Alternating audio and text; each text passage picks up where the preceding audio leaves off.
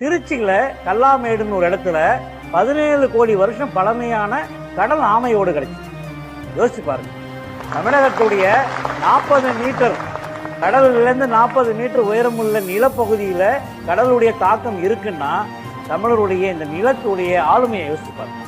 அதே சமயத்தில் கன்னியாகுமரியில கிட்டத்தட்ட 53 கிலோமீட்டர் தூரத்துல 1000 சதுர கிலோமீட்டர் பரப்புல உள்ள ஒரு தீவு கடல்ல மூழ்கி இருக்கு. அந்த தீவுக்கு தாலமி சொல்றாரு, மதிக்கினான்னு சொல்றாரு. இங்க பாத்தீங்கன்னா பூம்புகார்ல பாத்தீங்கன்னா 65 இடங்கள் இன்னைக்கு மீன்கள் இனப்பெருக்கு செய்யக்கூடிய இடங்கள் மூழ்கி போன நிலமா இருக்கு.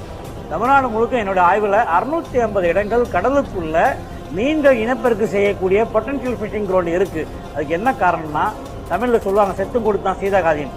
அந்த மாதிரி தமிழருடைய அழிஞ்சு போன இடங்கள் கூட இன்று மீனவர்களுக்கு இனப்பெருக்கு செய்யக்கூடிய இடமா இருக்கு.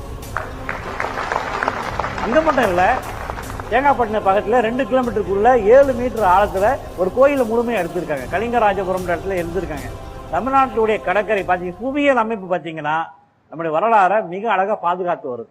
இன்னைக்கு ஒரு பாறை ஓவியம் இருந்தாலும் சரி, கல்வெட்டு இருந்தாலும் சரி, நம்ம மாணவர்கள் இளைஞர்கள் போயிட்டு கல்வெட்டு பக்கத்துல தன்னுடைய காதலன் காதலி பேரை எழுதிட்டு வராங்க.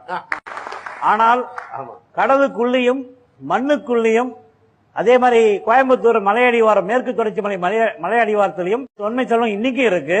உண்மையில பாக்குறேன்னா தமிழ்நாட்டுடைய ஆய்வு பாக்குறேன் எல்லாம் இருக்கிறாங்க. 10% கூட முழுமையா ஆய்வு செய்யல. ஏன்னா கடலுக்குள்ள பாத்தீங்கன்னா 15 கிலோமீட்டர் 16 கிலோமீட்டர் தூரத்துல அரிக்குமேடுக்கு நேர்கீழே 40 மீட்டர் ஆழத்துல 2 கிலோமீட்டர் மனிதனால கட்டப்பட்ட ஒரு மதில் சுவர் இருக்குன்னா தமிழருடைய ஆளுமை என்ன பாருங்க, தமிழுடைய கட்டட மேலாண்மை பாருங்க. அப்படி இருந்தால் மட்டுமே அவனால தஞ்சாவூர்ல மிகப்பெரிய கோயில் கட்டியிருக்க முடியும். அப்படி இருந்தா மட்டுமே 2000 வருஷம் சொல்லக்கூடிய கல்லணை கட்டியிருக்க முடியும். ஏன்னா அந்த தொழில்நுட்பம் பாத்தீங்கன்னா 20000 வருஷம் முன்னே அதே தொழில்நுட்பம் தான்.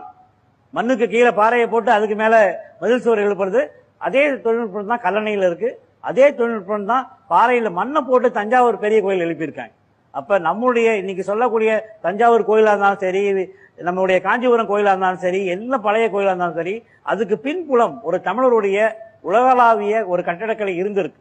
இன்னைக்கு பாத்தீங்கன்னா வெளிநாடுகள்ல ஸ்டோன் ஏஞ்சி சொல்லக்கூடிய 2 பாறையை வச்சு மேல ஒரு பாறை வைக்கிற பழக்கம் இருக்கு. எல்லா நாடுகளும் இருக்கு. அதோடைய அடித்தளம் பாத்தீங்கன்னா தமிழருடைய கட்டடக்கலை. இன்னைக்கு மறையூர் போனீங்கன்னா இன்னைக்கு கேரளா மாநிலம் சொல்றாங்க, அதெல்லாம் தமிழ் மாநிலம்.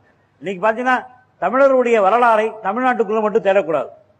நீங்க ஒரிசாக்கு வாங்க, நான் காமிக்கிறேன் எத்தனை கல்வெட்டு இருக்கு, எத்தனை தமிழுடைய தொன்மை இருக்கு. என் கூட வாங்க, ஹரியானா வாங்க. ஹரியானால பாத்தீங்கன்னா ஐயா சொன்னார்ல மொழியை இழக்கிறான்ட்டு, ஹரியானால நான் ஒரு ப்ரொஃபஸரோட போறேன். அவர் பேர் கடையன். பாருங்க, தமிழ்னு சொல்லக்கூடிய கடையன் பேரு ஹரியானால இருக்கு. சிந்துவெளி ஹரப்பா நாகரிகம் பக்கத்துல. அங்க போய் அவர் சொல்றாரு, மலையை காமிச்சு குறிஞ்சின்றார். நான் சொன்னேன், ஐயா ஹிந்தியில பகட் தானே